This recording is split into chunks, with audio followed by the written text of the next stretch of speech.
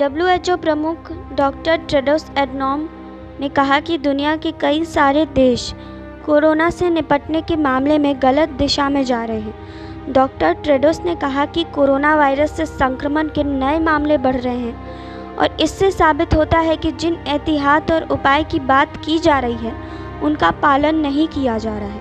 उत्तरी और दक्षिणी अमेरिका इस महामारी की चपेट में अभी सबसे बुरी हालत में है। अमेरिका में स्वास्थ्य विशेषज्ञों और राष्ट्रपति ट्रंप में चल रही तनातनी के बीच संक्रमण के नए मामले लगातार तेजी से बढ़ रहे हैं। जॉन्स हॉपकिंस यूनिवर्सिटी के डेटा के अनुसार अमेरिका अभी कोरोना की मार सबसे ज़्यादा झेल रहा है। यहाँ अब तक 33 लाख लोग संक्रमित हो चुके हैं और 1,35,000 से ज़्यादा लोगों की मौत हो चुकी है। सोमवार को जिनेवा में प्रेस वार्ता के दौरान डॉक्टर टेड्रोस ने कहा कि दुनिया भर के नेता जिस तरह से महामारी से निपटने की कोशिश कर रहे हैं उससे लोगों का भरोसा कम हुआ है। डॉक्टर टेड्रोस ने कहा कि कोरोना वायरस अब भी लोगों का नंबर 1 दुश्मन है, लेकिन दुनिया भर की कई सरकारें इसे लेकर जो कदम उठा रही है उससे ये आभास नहीं होता है कि कोरोना को ये गंभीर खतरे की तरह नहीं ले रही है। डॉक्टर टेड्रोस ने यह भी कहा कि सोशल डिस्टेंसिंग, हाथ धोना और मास्क पहनना इस महामारी से बचने के कारगर तरीके हैं और इन्हें गंभीरता से लिए जाने की ज़रूरत है। उन्होंने चेतावनी देते हुए कहा कि निकट भविष्य में ऐसा लगता नहीं है कि पहले की तरह सब कुछ सामान्य हो जाएगा। डॉक्टर टेड्रोस ने कहा कि अगर बुनियादी चीज़ों का पालन नहीं किया गया तो एक ही रास्ता है कि कोरोना थमेगा नहीं और वो बढ़ता ही जाएगा, ये बद से बदतर होता जाएगा। डब्ल्यूएचओ के आपातकालीन निदेशक माइक रायन ने कहा कि अमेरिका में लॉकडाउन में ढील और कुछ इलाकों को खोलने से संक्रमण के और तेज़ी से फैलने का डर है।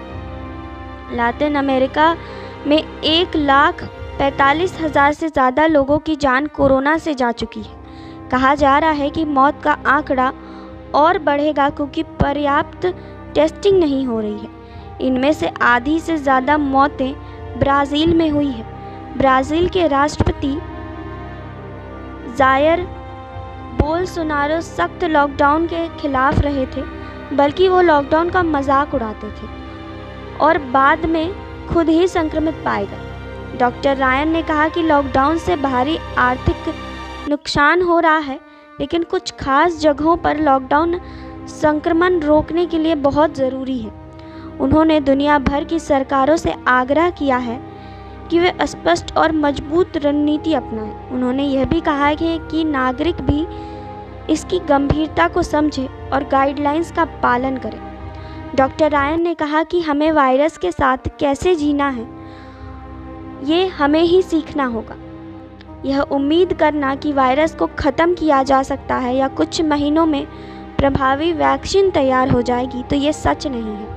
उन्होंने कहा कि अभी तक पता नहीं है कि कोरोना वायरस से ठीक होने वालों में इम्यूनिटी बन रही है या नहीं, और अगर बन भी रही है तो ये नहीं पता है कि कब तक प्रभावी रहेगी। सोमवार को लंदन के किंग्स कॉलेज के वैज्ञानिकों ने अपनी एक रिपोर्ट जारी की थी और इसमें बताया था कि कोरोना से ठीक हुए मरीजों में बनी इम्यूनिटी छोटी अवधि के लिए हो सकती है।